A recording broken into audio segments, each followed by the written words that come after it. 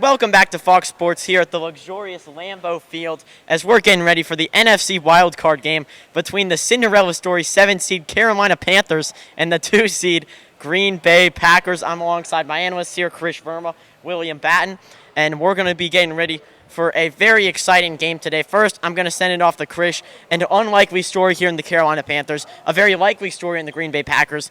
What do you see going down in the next 60 minutes? Well, first and foremost, we need to account for quarterback in Jordan Love, he's really let the doubt, including myself. I didn't really believe in Jordan Love at the start of the season, even going back to last year, but he has really proved the doubters wrong, winning the NFC North with a 12-5 record and getting the 2 seed in the NFC. But they have a pretty tough team to face. Yes, the Carolina Panthers may be the 7 seed, but Bryce Young went from possibly not being an NFL quarterback only after 2 seasons just because of his first season and coming back, possibly winning comeback player of the year as the Panthers go 9-8, and rookie receiver Xavier Legette was a lot to help with that. A lot of the weapons that Dan Morgan helped the Panthers get have really put them into a position to even have a chance here in the postseason. Yeah, and a lot of people were concerned about Bryce Young's size going into the season.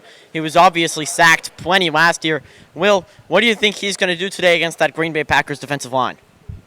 I don't think that Bryce Young will be feeling very Legette tonight. I believe that Bryce Young will be exposed as a fraud behind a real weak Panthers offensive line. I think that the Packers are going to attack him.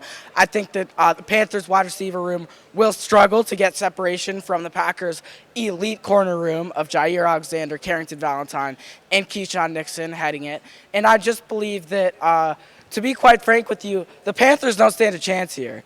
Cinderella will not be showing up tonight, and I think that Jordan Love will be dicing this Panthers defense as he did in Week 17 of the 23-24 NFL season.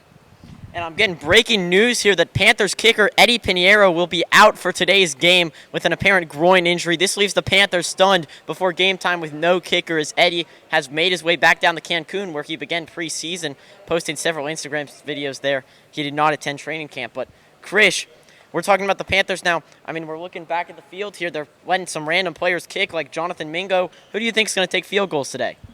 Well, I also just saw Harrison Mevis, who the Panthers initially cut after the preseason, known as the thicker kicker from Missouri, heading back onto the field for the Carolina Panthers. He was actually pretty good in training camp, but Eddie Pinheiro demanded he was not on the roster, or he threatened to leave the Panthers and hold them hostage. So good thing is we have Mevis in the building to help us out. But going back to your point about the offensive line, Cinderella's shoe, a glass shoe, is not far from her, okay? We have our offensive line, and Robert Hunt and Damian Lewis are finally healthy, which is a big reason why I think the Panthers went 9-8.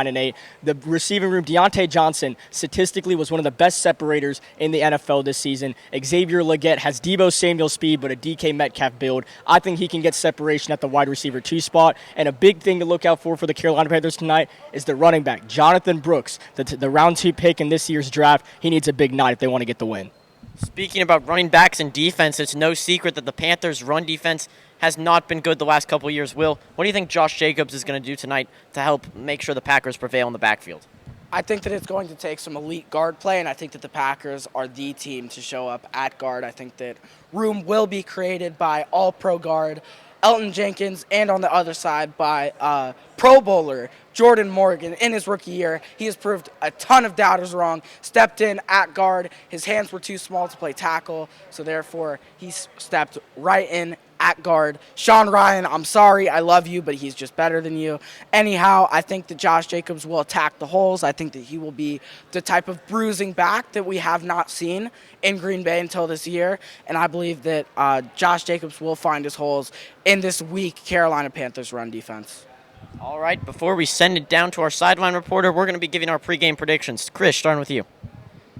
You know I'm going to go with the upset here. We love to see a good upset here to start the postseason. I'm going to take the Carolina Panthers 27-23. Big story. We're talking about run defense. Can Derrick Brown show up for Carolina today?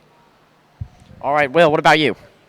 I believe that the X factor for this game will most definitely be Jair Alexander. It'll be interesting to see how he fares in the 4-3 defense. Also, if the Packers' run defense will show up and prevail against Jonathan Brooks. I mean, I'm going to need a huge game from Kenny Clark. I'm going to need Quay Walker, Edgerrin Cooper, and Isaiah McDuffie to fill the holes, and I believe that the Packers will take this game 31-17. It'll be close in the first half, but I believe that the Packers will pull through in the second half, and they will give us a heart attack.